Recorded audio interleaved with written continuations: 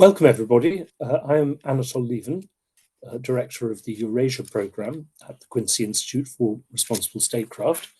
And today, my colleague Artin DerSimonian and I have great pleasure in introducing a panel to discuss the elections in Georgia and the resulting political crisis there. That is, of course, the other Georgia. We have a Georgia closer to home, where there will be elections next week and possibly an ensuing political crisis. But today we're going to talk about the Georgia in the Caucasus. Please, if you have questions, put them in the Q&A at the bottom of the screen, and I will pass them on to the audience. There have been a great many commentators on Georgia in the West. There haven't been quite so many real experts, I would say. So we have gathered some real experts today. And to introduce them, Almut Rochowanski is a non-resident fellow here at the Quincy Institute and a long-standing and distinguished member of NGOs working in the countries of the former Soviet Union, focusing above all on women's rights and peace, among other issues. Emil Avdaliani is a professor of international relations at the European University in Tbilisi and author of the book New World Order and Small Regions, the Case of the South Caucasus. Beka Natsvlishvili is director of the Institute for a Fair Economy in Georgia. He's a former member of the Georgian Parliament for the Solidarity Alliance, and as such, he was deputy chair of the Committee for European Integration. So welcome, everybody. Could you unmute, please? I see that you are still muted. To begin, have to begin, of course, by asking about the elections last weekend. The opposition, backed by several Western governments, including President Biden, has alleged that these elections were rigged and the opposition actually won. So starting, if I may, with Emil, I would like to ask, in your view, just how free or unfree were these elections? Or, I mean, to put it more bluntly, did the opposition in fact win? And then I will go to the other members of the panel. Emil. Yeah, sure. Many thanks for the invitation. Many thanks for this question, Anatol. So yeah, obviously it's a complex question. As a friend of mine told me, you win your elections before the elections themselves. So all the processes which are leading to the actual election day, those are that matter. And obviously the problems that we had in these elections were not, I would say, special in their own way, but rather very characteristic to the geography where Georgia is, to Georgia itself. So obviously there were problems, but in my view, it was also clear for the opposition, for the collective West, and I mean the European Union and the US, that the ruling party was and is actually quite popular among the ordinary Georgians. Well, we could debate whether it's 40%, 45 or 50, but nevertheless, even the opposition expected somewhere in between 40, 48 or even 49%. So my understanding is that in a way, the opposition was somehow overconfident that it would prevail, because the question which was asked or presented to the population was the West versus Russia, and somehow the opposition thought that given the high number of Georgians willing to see Georgia within EU and possibly NATO, obviously Georgian population would vote for the opposition, but that didn't really materialize. And so I think that when we talk about the complete rigging of the elections, that might not actually be corresponding to truth on the ground. So you have rural areas where the ruling party is very popular, and obviously in bigger cities, and especially in the capital city of Tbilisi, it fares not that well. I mean, the ruling party among the urban populace, but nevertheless, if you take all of that together, you actually have at least 40-45%. And that actually, again, as I said in the beginning, the number that the opposition itself was expecting the ruling party to receive following the election. So I think that this complete, well, I would say, radical representation of what happened on the election day might not be that helpful for us. Almut, would you agree with that assessment?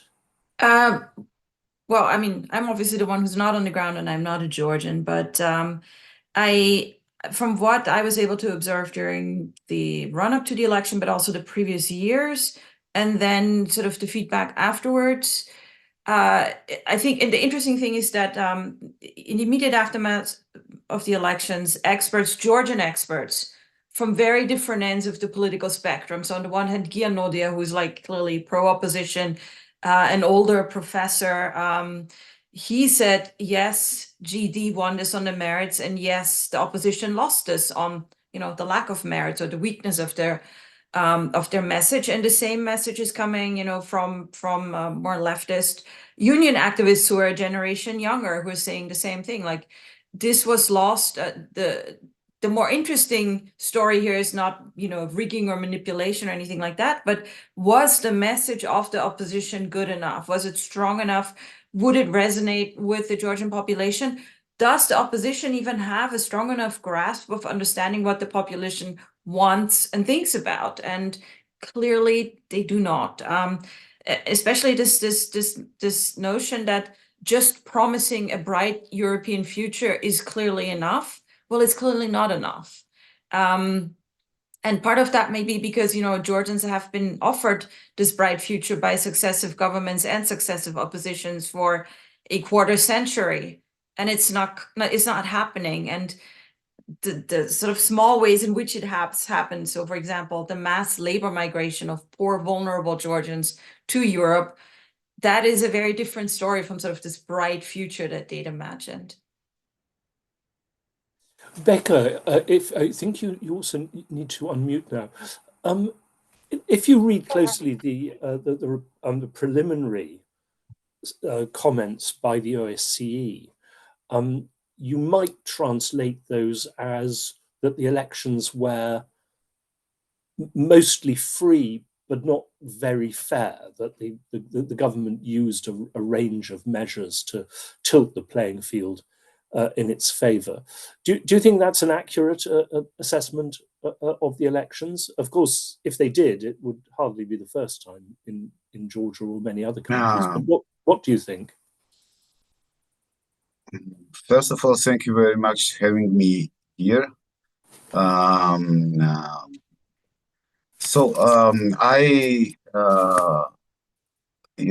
followed very carefully the press conference of observer mission in Georgia, and it was a little bit different as it was, for example, 2020 or in previous elections, because the message of observers was not clear.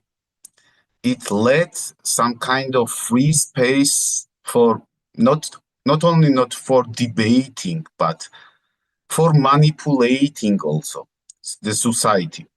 And it will depend which part will manipulate in better way opposition or government now, just to claim that they have right, either one side or another side.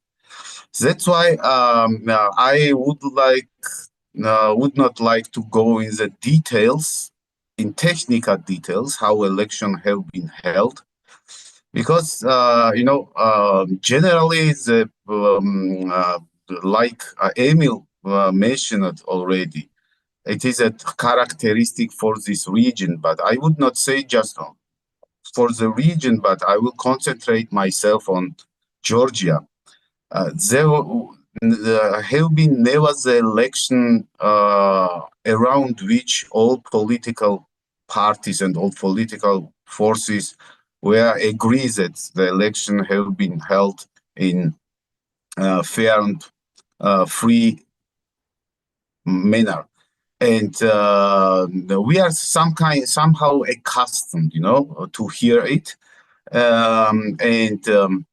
My expectation was from observation missions that they will act as an arbiter in this situation, because the last word had every time the observer mission.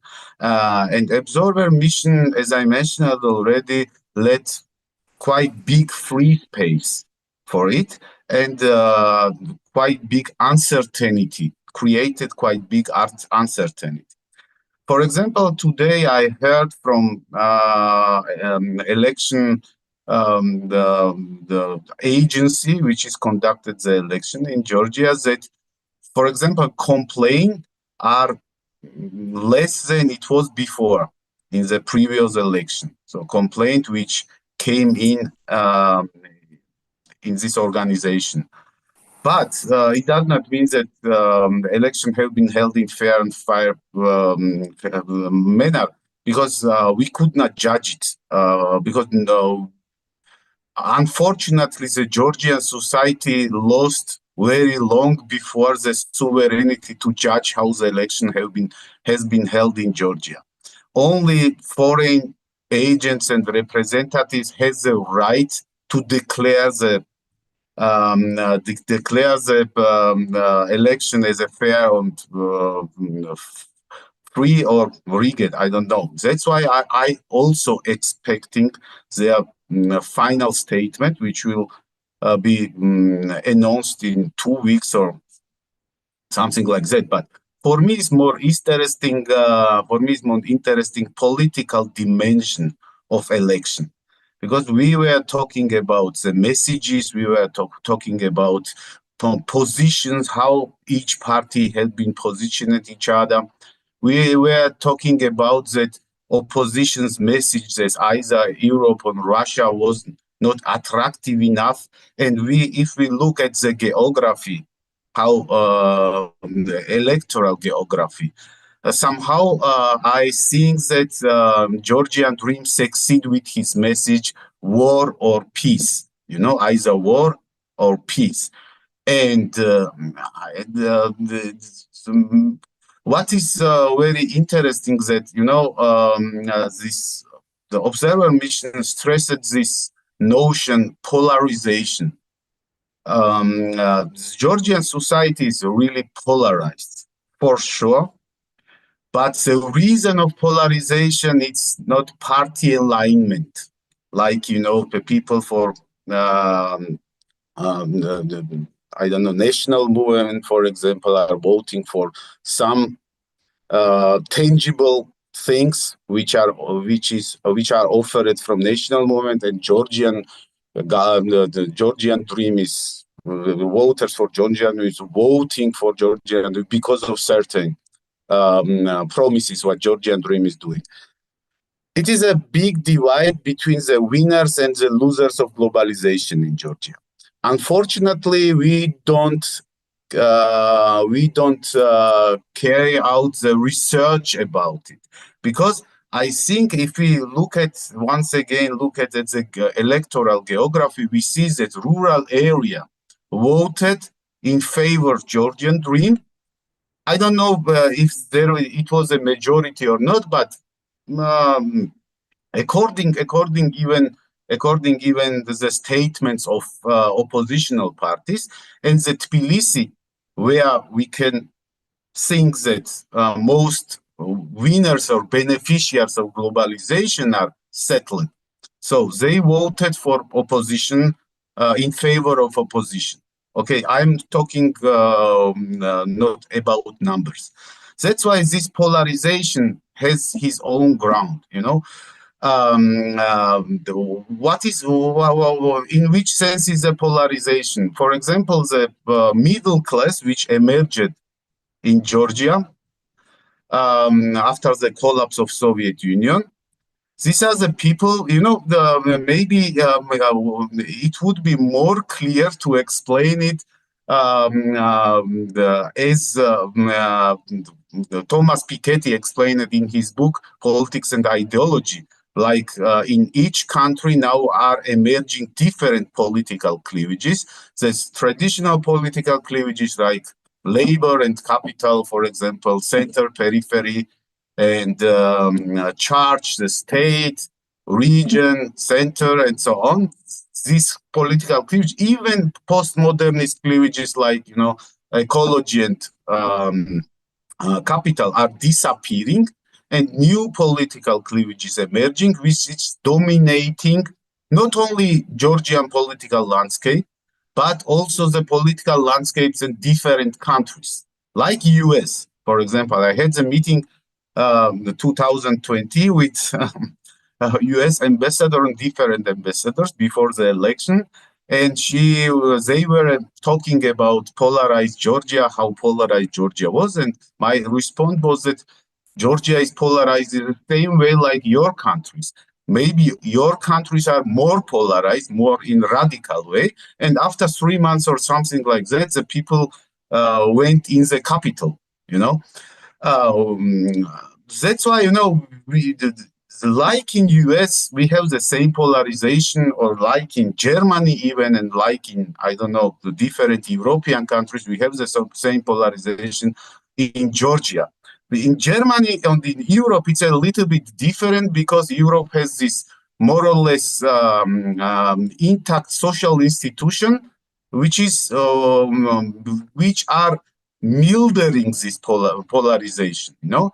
But in such neoliberal countries like US is, and such neoliberal country like Georgia, this kind of social institution does not exist, and that's why this polarization is more expressive, more intense, I would say. And if we look back at the electorate of Georgia, we see that Tbilisi youth, especially youth and small and medium businesses voted, and they even openly declared it before the election which political force they prefer. They voted for opposition, for different parties of opposition, and the rural area, which feel himself as a loser of globalization. They voted for ruling party. And this issue, for example, like, you know, it is with globalists and nativists, for example, this issue about LGBT propaganda and so on, it played it out because the people which lost the globalization somehow are identifying with this idea and with this notion, you know, to ban the propaganda of LGBT and so on. And that's why I'm saying maybe Georgian Dream was better situated and better advised to bring out their messages. That's very interesting, because it does show how Georgia, you know, without obviously being a member of the European Union or NATO yet, in many ways conforms very closely to precisely the kind of political patterns you see growing in the West as well, and for similar, you know, economic and cultural reasons. Emil, in the West, most of the commentary and reporting has turned this into a geopolitical issue, and has stated that the government is pro-Russian, or even, you know, the more extreme accusations are that it is being, you know, it's working for Russia, it's a puppet of Russia, and that only the opposition represents a path towards Europe. What's your view of the role of Russia in this election? And is the government, in fact, pro-Russian in that sense? Or what is its international policy? Thank you very much for this question. Well, I think, as I argued already for years, that in no way is the Georgian Dream, the ruling party, a pro-Russian government, pro-Russian party itself. No, in no way. And I have a slightly different understanding, maybe from many of my colleagues, of why the ruling party behaves as it behaves. But the thing on the ground is that for Georgia, Russia hasn't lost in Ukraine. For Georgian politicians, Russia perhaps is not going to lose in Ukraine anytime soon.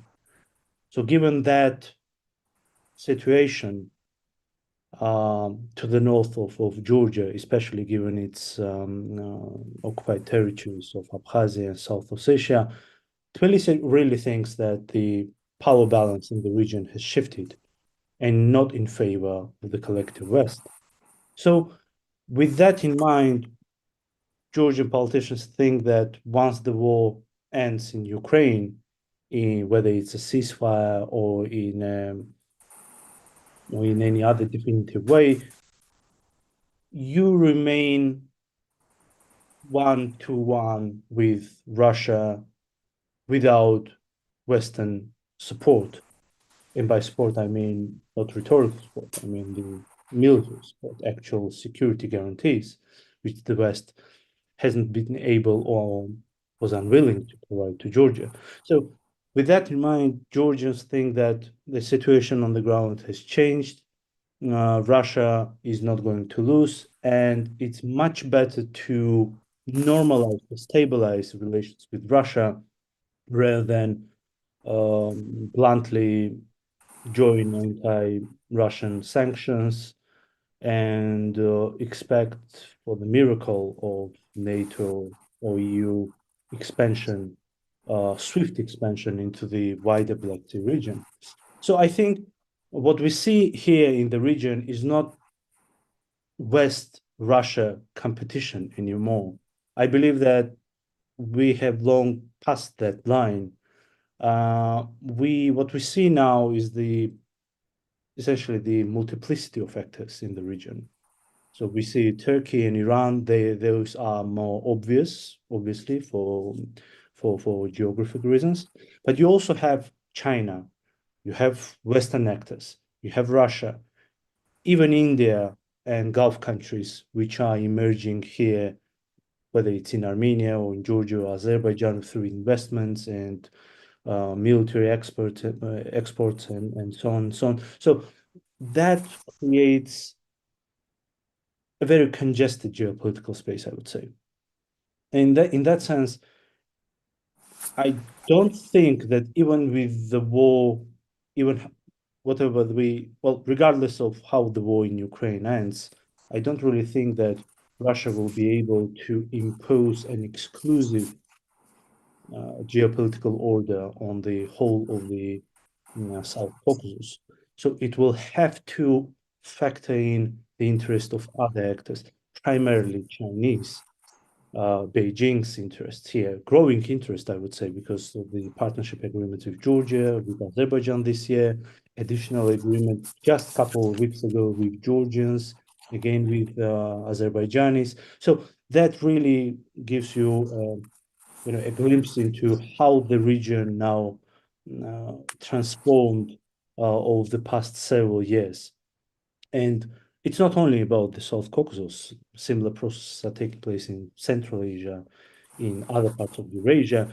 So no longer there is a power able to impose an exclusive geopolitical order. And I think that really gives you a possibility to maneuver, to play one actor against the other, to essentially abstain from taking on this, geopolitical fixations on any single actor, and just to act freely. Obviously, small country, Georgia, it will not be able to fully control its foreign policy, but in a way, in such a climate of this multiplicity or multipolar world order, whatever we call it, smaller countries now have bigger opportunities to walk down this tightrope, I would say. So I think the Georgian government really looks into building a multi-vector foreign policy. But the only problem with that could be how you build that multi-vector foreign policy if you have very negative relations with the West.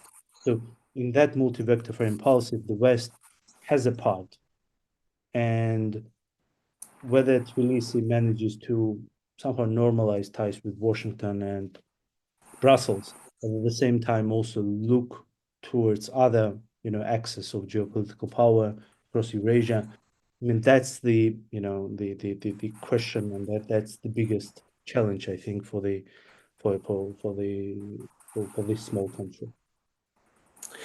Beka, could I ask you, do you think firstly, will the government make now a really determined effort to restore relations with the EU and Washington? And firstly, and secondly, will that now be possible given the degree to which the EU and US and NATO have dug themselves into an anti-government position? Yeah, yes, I'm sure that the Georgian government will try to improve the relation, which is now, we could say, even frozen. The relation with the West, collective West. I don't like this word collective West. I never use it, because for me it does not exist a collective West. Europe is totally different for me as the US. Okay, let's use this term once again to make it for audience clear what about we are talking in this context. Of course, the Georgian government will. Georgian government will try to improve the relation. Georgian government will bargain with the West, especially with the European Union. For example, he can take, as an example, after the election, after the final results are clear of the election and Georgian government stays in the power, then maybe Georgian government offer, for example, the European Union to take back legislation about the foreign interest or foreign agents and so on. So that would be one step to normalize the situation, because it was also some requirement from the West declared 2 or 3 days ago, and even it is written in European Commission statement that Georgian government should take back this legislation, and it would be some kind of bargaining game with European Union. Also, it's very interesting and very important for Georgian government, for GD, I'm talking about Georgian Dream, if they maintain the power, to talk with the Western European governments. Because Eastern European governments are totally Russophobic, I would say. I have made this experience myself when I was in Brussels, and I participate in any kind of meetings when we had the negotiation or ordinary meetings and so on. And it was clear that if the government was not Russophobic in the sense like they were, they did not accept this government like, of course, politically legitimate, of course they accepted, but they did not accept this government as a partner. And Georgian Dream is not Russophobic. It's for sure. That's why, you know, a lot of things will depend from the outcome of the war, of course, when the war will end, with kind of with which results the war will end, what kind of relation, what kind of discussion would be held after the war, how European security architecture will look like, and so on and so on. What kind of suggestions would be on the table about this issue? But for sure that it was my advice also to the government when I was speaking openly about in the beginning of 2022. Of course, not personally, but from TV, that main thing was to talk with European, West European governments, because first they have decision power, despite that Eastern European countries gained the weight meanwhile because of the Russian-Ukrainian war. But anyway, this decision power lays on by the Western European government, and this is main things what Georgian government should do. And with U.S. government, it's a little bit different situation. You know, on the one hand, we have the possibility that Trump will come into power. So Trump will succeed in the election, maybe. And Trump is very hostile to China. Okay, relatively, it is rhetorically or it is practically, but Trump is for sure quite hostile to China, antagonistic, I would say, to China. And Georgian government, I think, have expect that if Trump will come in power, Trump will not pay such big attention to Georgian politics like it has been done by Biden government. But I think that this close relation with China will also somehow dissatisfy Trump's administration also. And this would be this could become quite big challenge for Georgia government for the future, because I don't think the Georgian government is going to cut any ties with US. Emil told already that we are dependent somehow. If Georgian government try to establish, or now it's a moment where Georgian government is checking ground for multipolar, dimension foreign policy, of course, and China is the biggest player in this game. But you know, without European Union, the relation between without European Union, without partnership, close partnership with the European Union, the relation with China would not pay out, because we know that Georgian government are going to deliver the right to build this deep sea port to Chinese state company. And I'm sure that if, for example, you know, somehow China should also support Georgian government to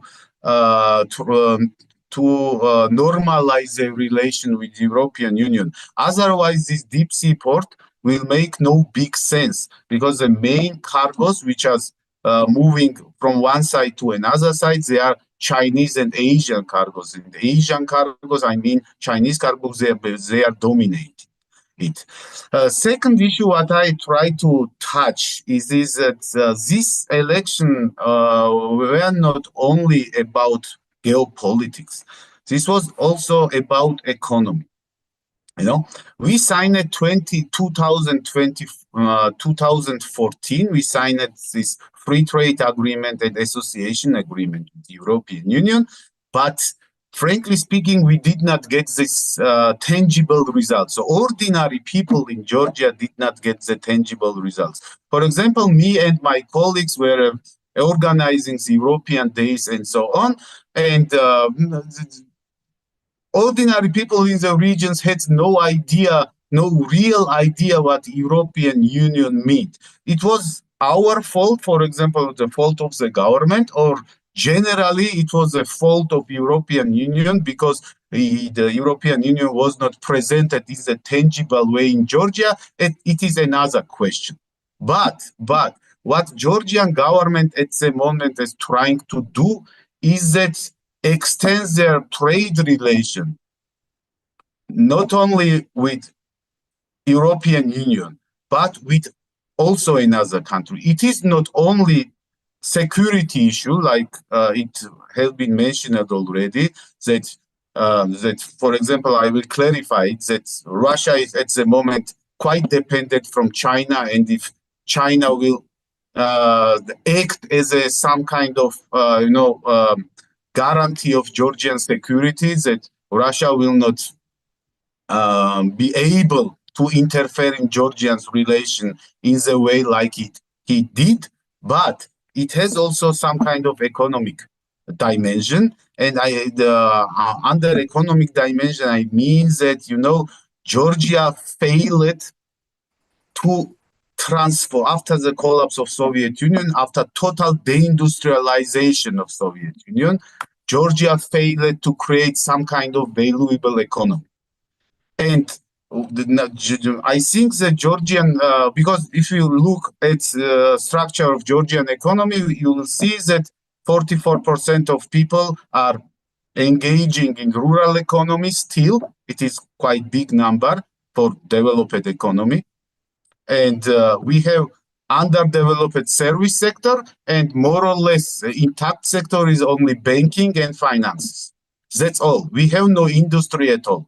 Maybe heavy industry, but it is not very low elevated, and that's why it does not contribute to the employment. It does not contribute to the heavy industry. I mean, to the creation of the wealth among different people. That's why I think the Georgian government's hope is that if Georgian government will have better relation with China, economic relation, maybe China will invest in the sectors which are underinvested at the moment. Because it was the expectation that a lot of investments will come from European Union, but I have the figure here. Nothing has been happened.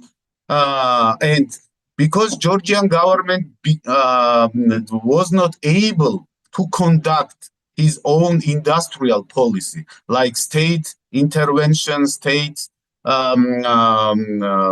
investment in the industry and so on, he hopes to get such kind of investitions from China. Because, China is big manufacturing country, export-oriented country, and so on and so on. And maybe China will somehow to place here some kind of, factories and so on, which would help Georgia to make step towards the industrialization. Our biggest problem was in Georgia is past dependency, because all kind of economic institution has been adjusted during the previous government to this neoliberal developmental politics, which means that to be reliable only without any investment politics, to be reliable on foreign direct investment. But Georgia could not attract it because Georgia is small market. We have the lack of qualified workforce and so on and so on. And there were a lot of obstacles. And I think that the Georgian government trying now to attract from China this kind of valuable investment, which will create more added value in Georgia. Yes, well, we'll see. Artin. Yeah, thank you very much, Anatol, and thanks to the three of you for joining us today. Almut, I wanted to ask you, in the 2020 and 2021 political crisis following Georgia's last parliamentary election, EU's Charles Michel became involved in this process to help manage what was once again another fallout after those elections. What do you see as the current resolution, a realistic one, to the impasse that exists today, given that with the 4 opposition groupings refusing to enter parliament and pushing for new protests, and as we mentioned earlier, dismissing the elections as rigged, where will domestic governance go in the foreseeable future, and what solutions might there be to address the challenges that is currently confronting the parliament? So that's a really good question, because as it happens, a lot of Georgians are talking about this on social media right now very much. Everybody remembers what happens in 2021, and everybody hates it. I think both sides hate it, and I think the EU also hates it and understands that that was a very bad experience that left a really sour memory. And just for the audience, basically there was a similar situation in the last election where the opposition didn't recognize the result. And so after a while, the EU sent in the council president, Charles Michel, to mediate it. And he came up with a deal in which the opposition, although it had lost the election, would get certain shares of power, like parliamentary committees and the right to appoint judges. But the opposition then actually said, actually, that's not good enough for us, and never participated in the deal. And after 3 more months, the government also, Georgian Dream also walked away from it. And I think it's a reminder of what Beka said, that we have long lost sovereignty over assessing our own elections and their outcomes. The first thing that we heard when it became clear on Saturday that the vote count would actually give the government a majority, the first thing before the official result was announced was coming out of the opposition was, well, everything now depends on what foreigners will say about this and how foreign governments will react to this. Later, the next day, they started coming up with the suggestion, the only way to resolve this political crisis is if foreigners, if the EU, if the West, the collective West, comes in and repeats the election and basically runs the election for us, and then we could trust that the outcome would be fair. Now, of course, such a thing, will not be done, and the West has done such things, but only in countries where it was essentially a colonial overlord, like Afghanistan, occupied Afghanistan or Bosnia, right? So this is not going to happen. I have heard that in the opposition circles, there's now disappointment with the West's tepid and split response, and certainly not, not anything like they will take one side or they will come in and take over. And then since we also, the 2020-21 method of mediating a deal is also completely discredited and everybody hates it, so that's not going to happen. People were already making fun of opposition representatives saying, well, we're just not going to take up our seats. And by the way, this is an important threat because it means that the parliament will not have a quorum and cannot function.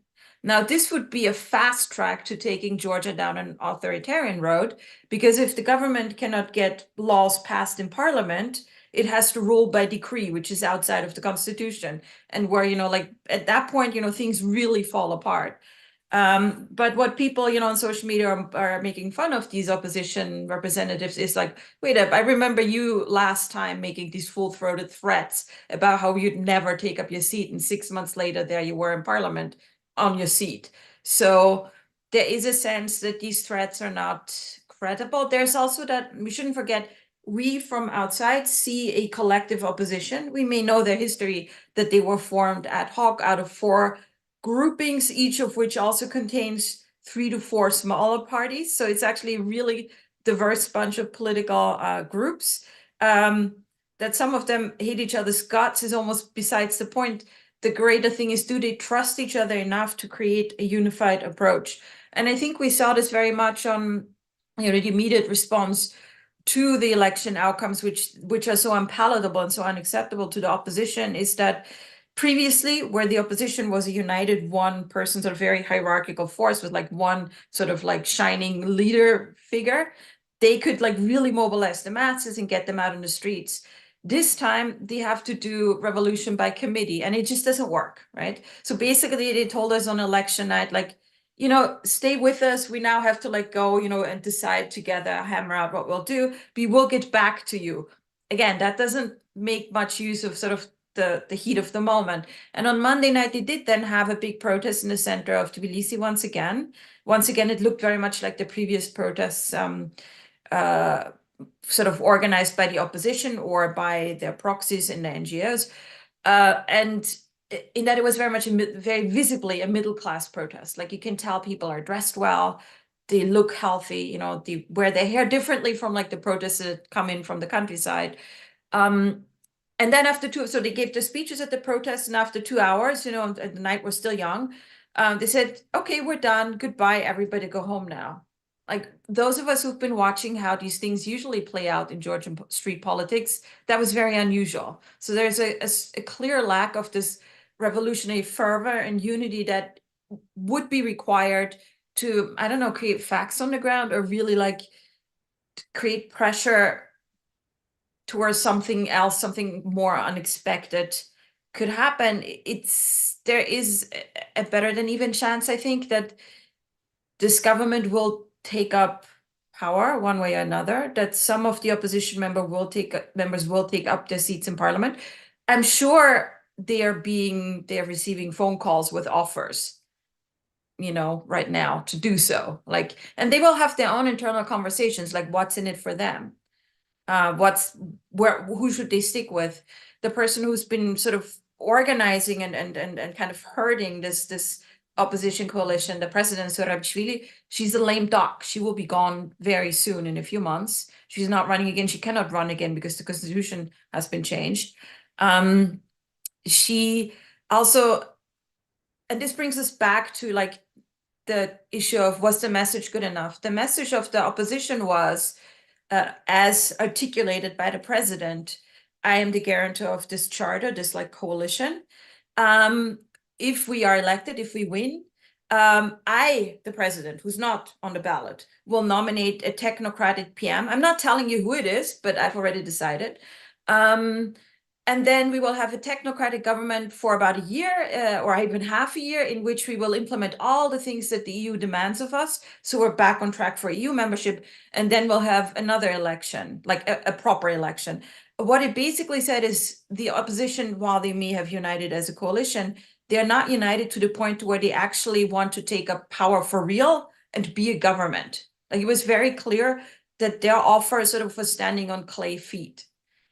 Right, so that explains. I don't know. I think, yeah, the answer to the question is most likely things will sort of, I don't know.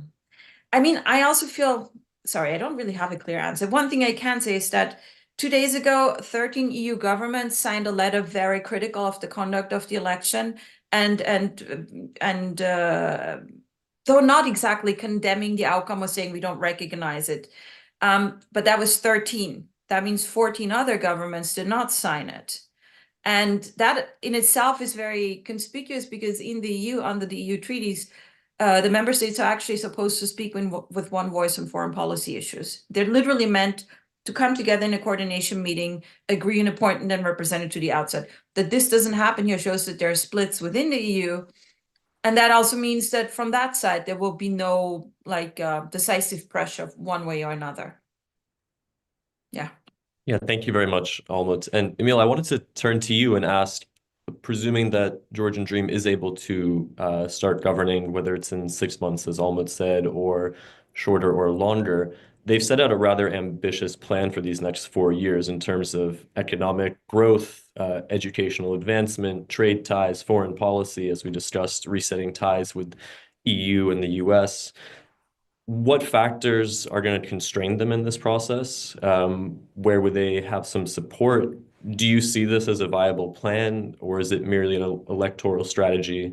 I'm assuming after or in 2028, they're looking to run and win again. So they're going to need to take steps that support this plan. Where do you see this headed? What challenges are there? And yeah. Yeah, thank you. Well, obviously very difficult to answer at the moment.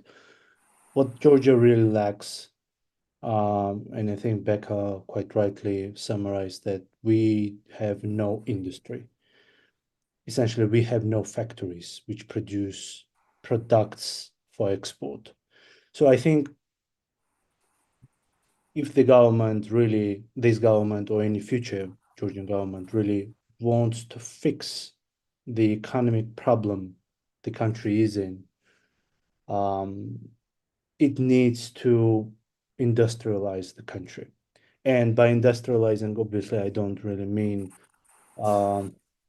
building massive factories, for a country of 4 million people. It would be impossible to achieve, but you really need to have small or mid-size factories which will be able to produce and to link up with the global supply chains in a way to produce enough where Georgians will work or migrants will come and work, but that the benefit will spread out more or less evenly among the Georgians from the rural areas to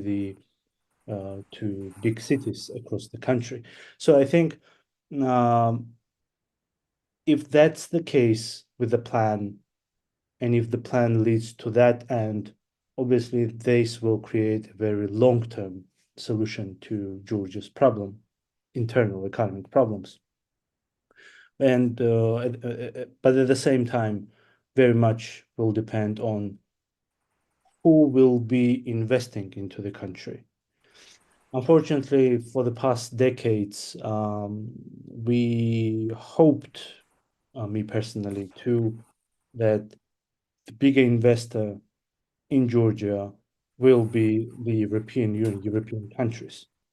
Well, some big investments are indeed coming from the EU countries, but you also see that they are not super dominant in here, and they are not really that large to change the situation on the ground. But then you have China, which has cash. You also have Russia, with which Georgia has very complicated relations, Turkey and other big actors. So for me, the question is how Georgia will be planning to attract investments from all the actors across the globe. You see that cannot be only the EU, because the EU is not that interested. So now the Georgian government now has turned to Gulf countries, Persian Gulf countries, China, like I mentioned, Anaklia, deep sea port. But I think very much more should be done in that area, where Georgia could link with to other big countries or to the countries which I just enumerated, just to create a momentum in its for resolving its internal economic problem. I mean, obviously, it's not a recipe, but just a view from the ground, from an ordinary observer, I would say. Yeah. Yeah, well, thank you very much for that.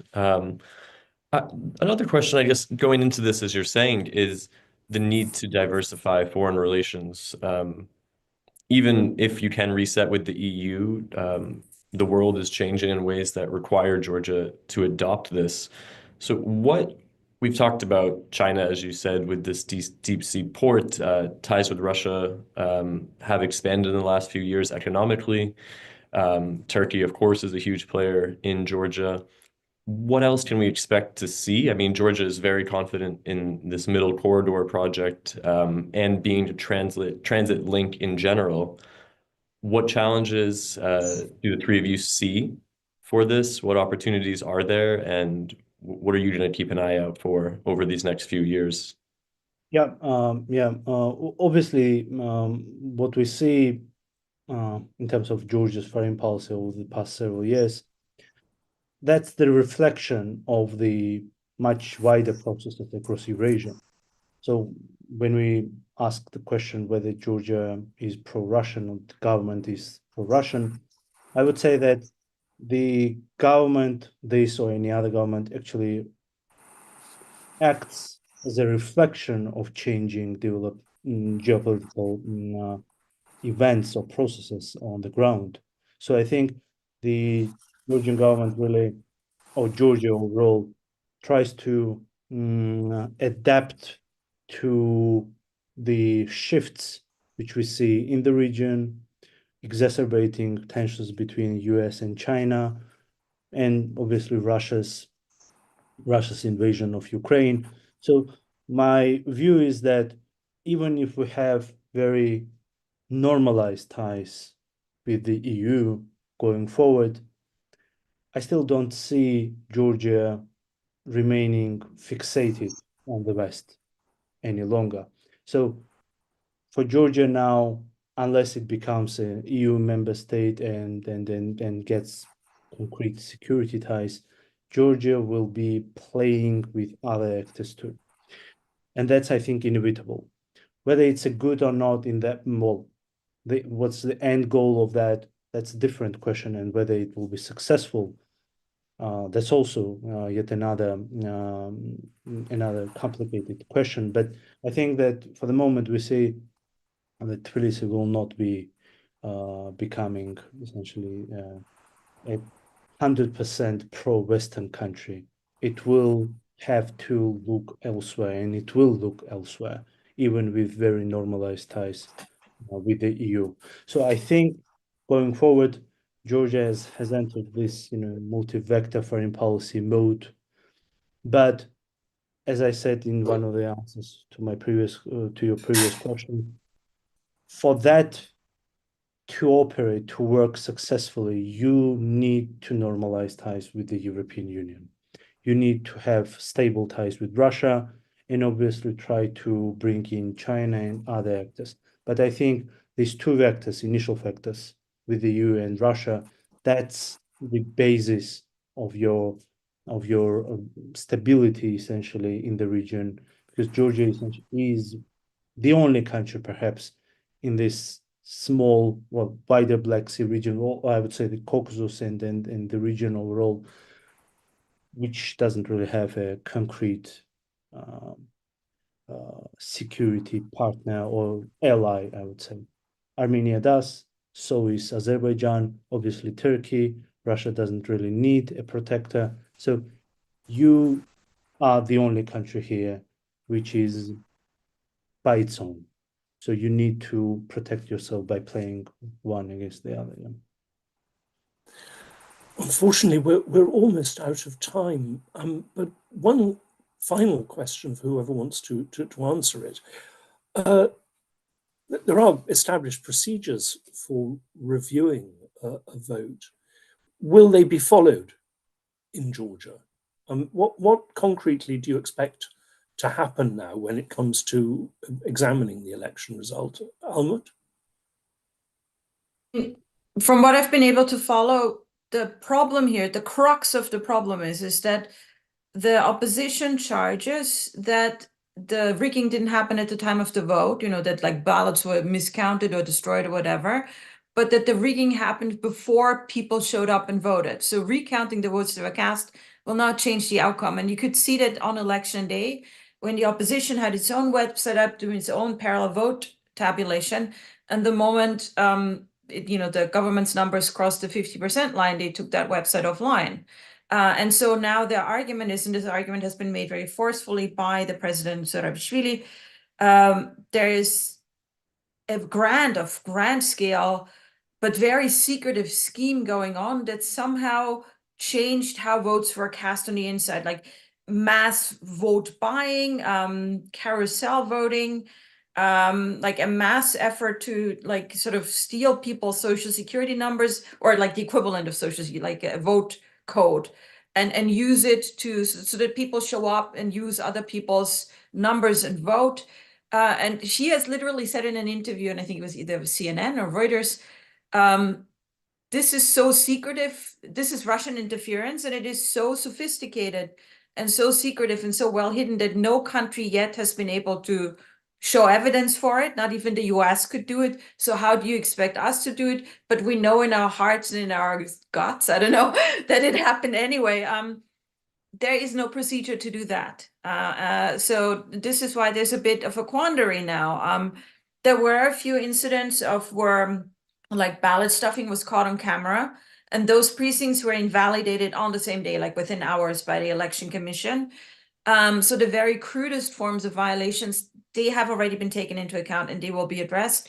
The latest episode in the story is that I think yesterday the prosecutor's office did contact the president's office and said, and requested that she come in and be interviewed as a witness, because she said, I have evidence. She said, I have evidence of vote rigging. So the prosecutor says, well, then please, can we interview you for evidence? And she complained about that. How can the prosecutor, call in the president on something like this? So like we can see that this is already a completely dysfunctional contestation between the two sides. And the problem by that really is, and I think if you listen to what the OSCE said, the problem is not what happened on election day so much, but what happened before.